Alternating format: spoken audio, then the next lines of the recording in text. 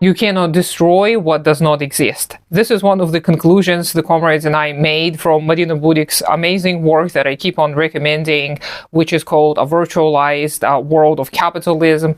I have been recommending this book for a while now, and even if you don't speak Russian, I think if you download the book and try using some kind of a translation app to see what it gives you, I think it may still be okay, because this book is not easy to understand even in Russian. If you're not familiar with Hegel, with Marx, this is going to be a little bit of a harder read, but I try my best to explain these videos to the best of my ability, so let me know how I'm doing. Also consider supporting me on Patreon, follow me on all the social media apps if you want to. I will include links down below. And in today's video, I'm going to talk more about the aforementioned thesis that you cannot destroy what does not exist, meaning that if you don't have a cohesive ideology, then nobody can really truly help you, because you have to have a formed ideology first. And the problem with fragments and fragmented individuals and fragmented collectives is that they are hard to overcome because they're not cohesive. They're not connected to each other. They are very loose. They're just like those little clips on TikTok when you scroll and scroll and there's no connection in between them. And sometimes you wonder how you end up at a certain point.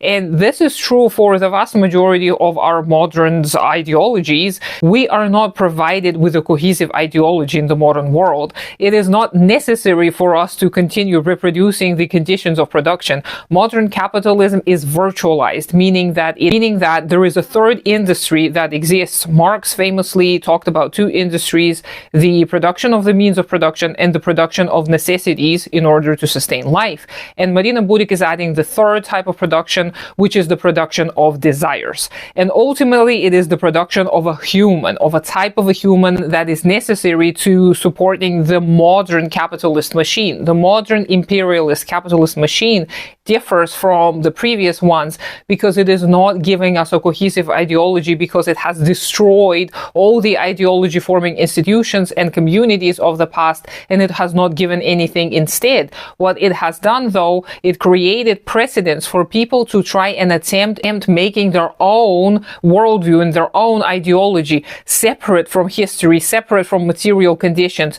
Whether it's idealistic or materialistic doesn't really matter. And for a capitalist machine, in order to sustain itself, it has to keep on expanding. It has to keep on getting new markets. War, of course, is a very effective tool at expanding markets artificially, and capitalism and imperialism has been using it for quite some time. However, it has its limitations. By the way, if you're curious about how exactly war creates new markets, you destroy a bunch of commodities, you destroy a bunch of working industries, and then you swoop in, you come in, and you can rebuild it all on your own conditions. You can offer your own loans. And this is what the United States empire has been doing. It's not the only one that has done it, but it's the one that still continues to do this to this day. So going back to the ideology forming institutions, so nowadays we have a variety to choose from. They all spontaneously arose out of necessity. People need an ideology to live. They need to believe, they need to follow certain societal rules and patterns. We cannot just all walk around doing willy-nilly whatever we want. We think that we choose freely, but we choose from a given scenario. We choose from narratives that are provided to us by our social conditions, socio-economic, social-cultural conditions.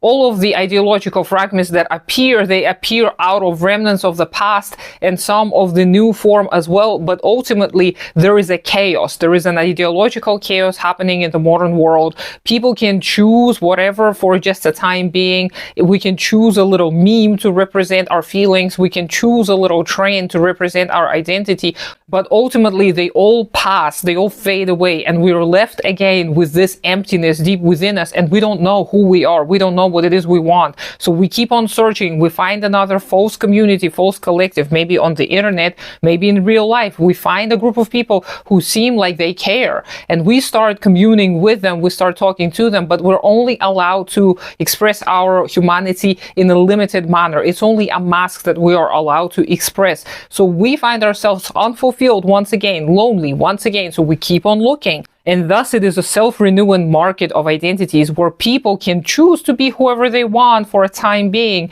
They can choose to express themselves however they want for a time being. If it still generates profit, then it is going to be allowed to exist. If it's not providing profits, then it's going to cease to exist because it's not going to have any funding.